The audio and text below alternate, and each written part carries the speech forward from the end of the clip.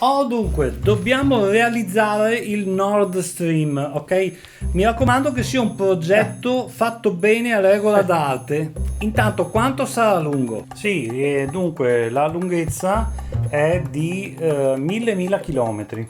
Ma che misura è 1000 chilometri? Quanti sono? 1000? Vabbè, ho detto no, 1000.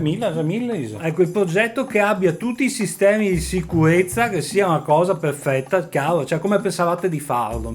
Ah, niente, mettiamo un tubo, no? Un tubo lungo 1000 chilometri appunto, e dentro al mare, alla fine. Cioè, ma come fine? Cosa ha voluto fare?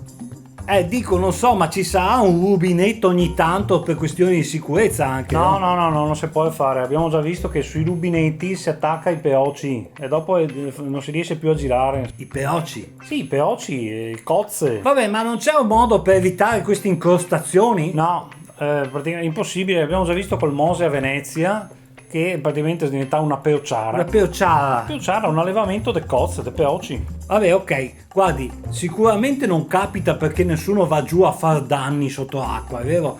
Ma metti caso che si formi una falla sul tubo, ma che succede? Cosa succede?